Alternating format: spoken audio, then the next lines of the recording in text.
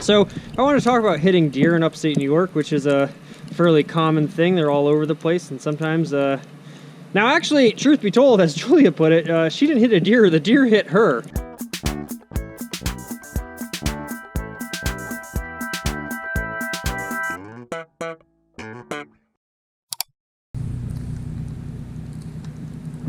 And welcome back to Janky AF. Now, PZEV with a little leaf. Does anyone know what that means? If you've seen one of my reviews, you already know. That means, and of course it's already worn off here, which is kind of funny and ironic. That means partial zero emissions vehicle. Now this, I don't know how something is partially zero. It's very funny to me. I make fun of it a lot, but you know, Subarus are this, you know, love. It's what makes a Subaru, and it's about exploring the great outdoors and not producing emissions and saving the environment and all that, and I'm all for that. But the other thing that Subarus do, especially in the Northeast and upstate New York, is that they murder deer, which this car did the other night, unfortunately, and I'm very sorry about that deer. It gave its life, and it is what it is. But here we have the Subaru Forester, my dear sweetheart Julia's Subaru Forester. The door still opens, which it makes now this great noise, which is awesome. And the weather stripping was gone from here already. So I want to talk about hitting deer in upstate New York, which is a fairly common thing. They're all over the place, and sometimes now actually, truth be told, as Julia put it, she didn't hit a deer, the deer hit her. It was maybe a suicide, or, you know, obviously probably not, but funny to talk about, if that can be a funny thing to talk about. I digress. So the damage here, obviously pretty your light situation. You realize how much plastic is in cars when you hit.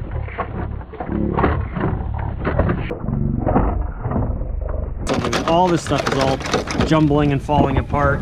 You do get a nice look at the frame, which is kind of fun.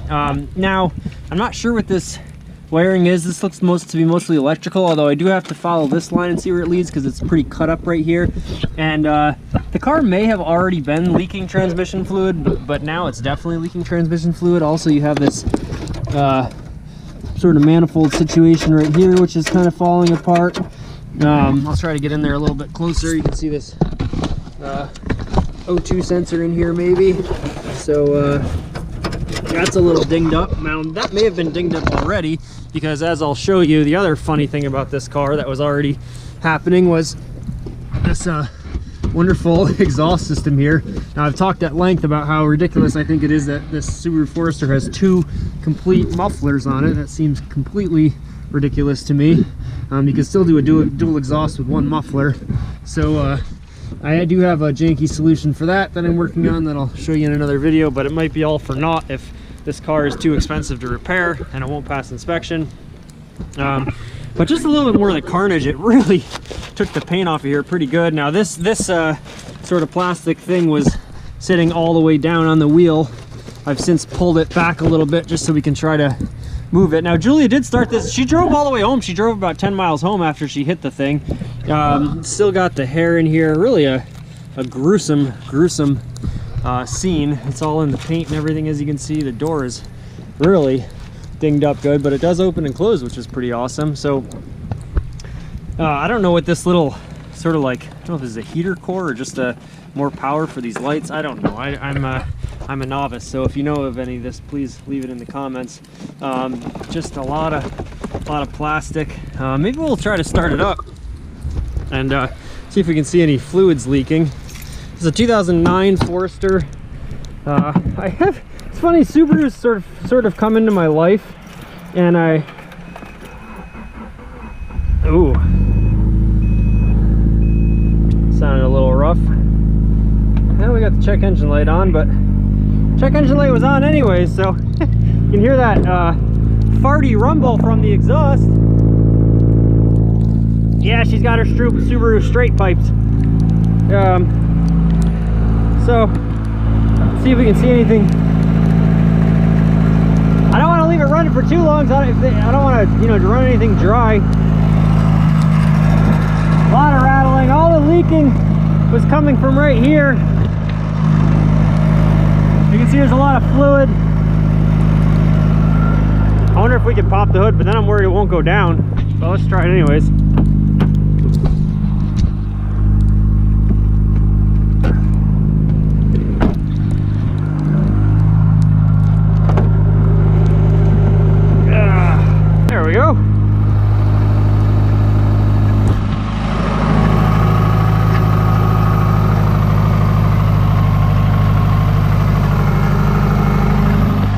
smells like oil's burning.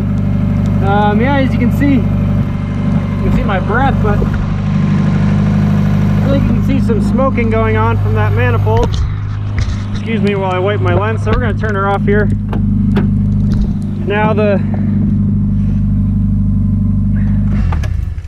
best case scenario is maybe we could actually drive it up to the mechanics. It's about 15 miles away, about 20 minutes away.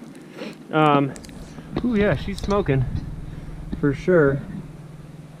Although I didn't see any transmission fluid leaking this time, but maybe it's already all leaked out. And that's the other thing I would worry about, is driving it with no transmission fluid. Now maybe I could put some in there, and even if it leaked out on the way, you know, we'd make it there. And it'd be really fun to try to drive it to the mechanic and actually do a review on the car as we drove it to the mechanic. I think that'd be a good Janky AF car review, because at Janky AF, you know, of course, we're all about jankiness, which is, you know, sort of, I don't want to say the bare minimum, but it's like it's kind of like a can-do attitude. You know, you do more with less, and you make things work, and we love that resilient spirit of conservation and thriftiness and ingenuity. So if we could just drive it there, that'd be pretty great. But then again, you know, you're risking blowing up your transmission and causing even more damage and more repair costs. So there you can see the lovely boxer engine. So again, I'm gonna check all the levels and all that, but you know, we have AAA gold, so at the same token, you could just get it towed up. So there you go. There's a brief video about the perils of driving in upstate New York. Even with a Subaru and all-wheel drive, you can still get blindsided and sideswiped and ran into by a deer.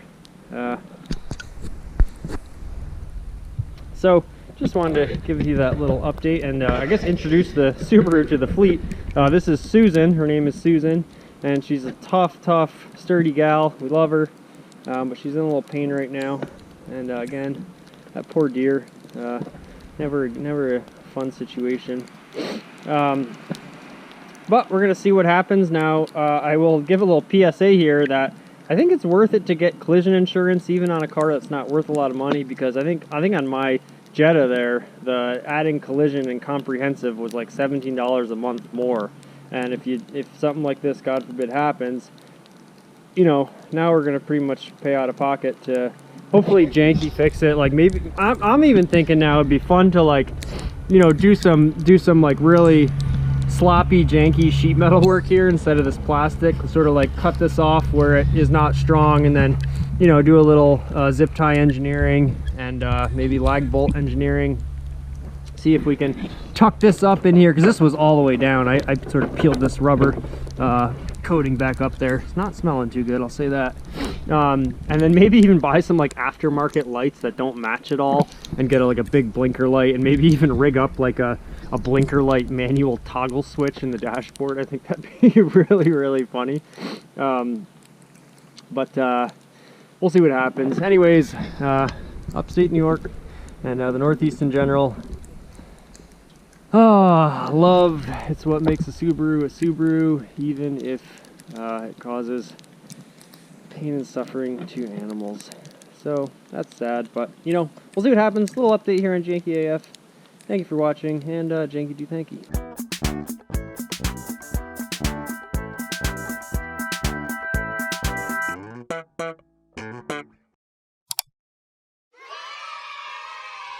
One small step for man,